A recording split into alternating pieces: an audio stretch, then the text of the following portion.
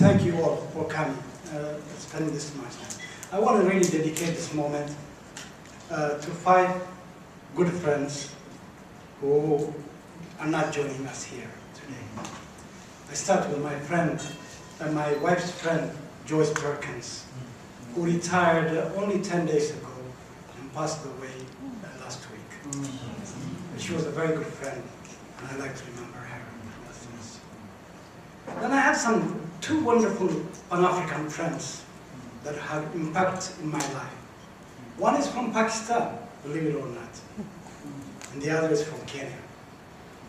So my friend Sarah Ahmed passed away in a terrible tragedy in the TWA hijacking in Pakistan. He was a wonderful human being. He fought for the Palestinian rights all his life. Yet, when the hijackers took over these airlines, because he was humane, he simply said, leave the women and children alone. And he was the first one to be killed. Nasser Ahmed, I always remember him. He was a truly fighter. He helped me establish a newspaper called Third World News out of Toronto. He helped me start a magazine called African News. He was a Pan-Africanist. He participated in all our struggles on Portuguese colonialism, anti-apartheid movement, and what have you. And he was got killed by people he fought for, which is a tragedy. That tells you that the best way to go is the pacifist way in many ways, the non-violent way. But that's the price we pay sometimes. The other friend who passed away in a few years is Wanjuku Matanjua from Kenya. Wonderful Pan-African sister who daily fought for our rights, for her people's rights, for Pan-African freedom. Wanjuku in the 1980s taught me how to dance. I actually took her proposal. Is the Wangui here? Wangui must have left back there. You may remember Wangui at Africa Center. We danced on the floor. And Wanjuku was there. She said, come on, you're going to dance. And of course, I took the challenge. I danced all night with the group. We had a wonderful time. Our friend Wanjuku was killed also in an airplane tragedy in Kenya. She was paralyzed for a long time. Then, as a result of that, she had to pass. So I miss Wanjuku. She was a wonderful friend, a friend of my family, a friend of my friends, what have you. Then there are 2 recent deaths in my life that really made an impact on what I think about life. One was a wonderful scholar and friend of mine called Jordan Garabadin. He passed away only about 2 years ago, right? In Boston. He was a great thinker, great writer. He made me think positive. He was critical of nationalism. He taught me a lesson. He said, nationalism is good, but narrow nationalism is what is going to destroy you. And he was right. Narrow nationalism, he clearly defined it. He said, is what's going to destroy it. Jordan passed away. I miss him a lot. The other wonderful friend, who was really a thinker and a mentor, was a man called Teke Satia.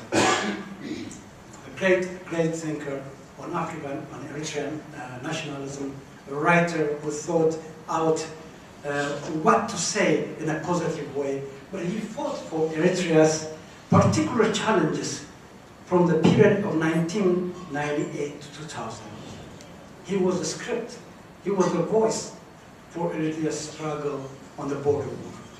Teke suddenly passed away after going to a wedding in Eritrea and coming back to this country of complications, medical complications, what have you. He is much missed, little honored and recognized and respected, but the time for that will also come. So this is my recognition. I consider this event an honor to these people who made an impact on my life. There are many Pan-Africanists, many fighters, who lost their lives for Africa's liberation and independence. So, let me just quickly say the following. I could not have been in the right place at the right time to do what I did. It's because, first, I had good friends.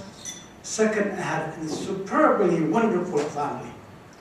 A family that simply says, okay, Dad, we know you're crazy, but keep doing what you're doing.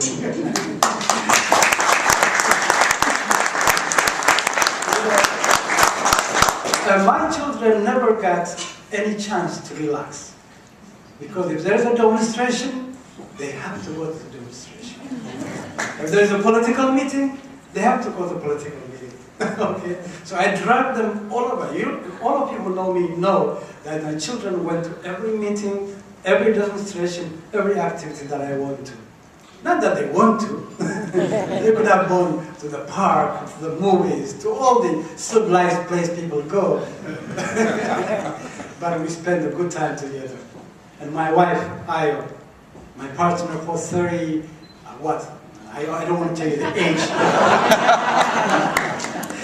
She's been behind me.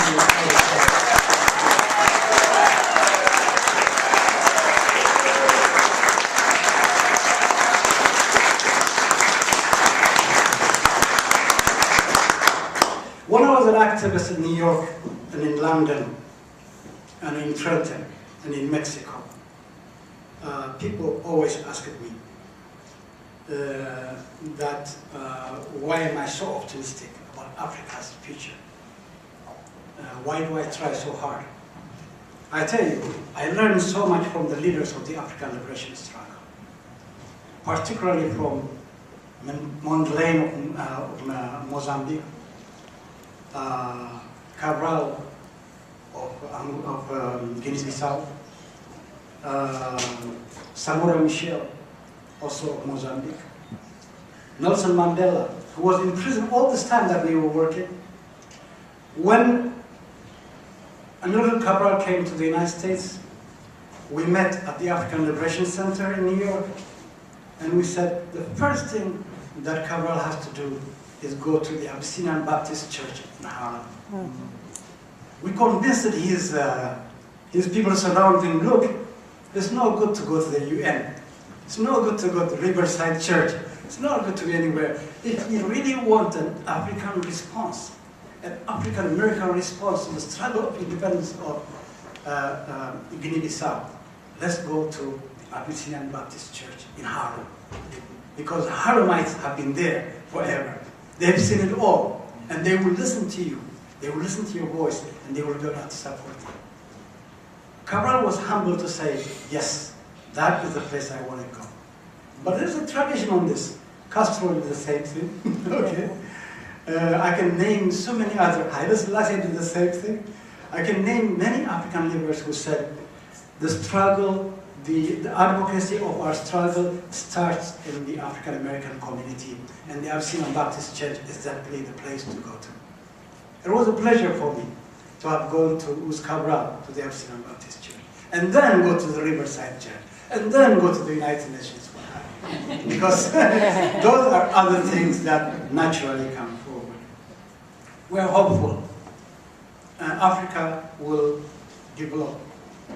I want to take this moment to introduce to you a very unique brother of mine. A brother who has been with me all my life that I know.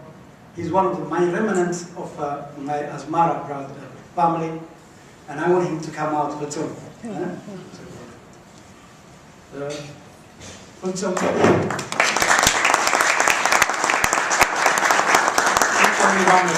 one of the sons of my sister, who passed away quite a while ago, and he came to live with us, to study with us, to survive with us, to struggle with us, and I'm glad that you're here.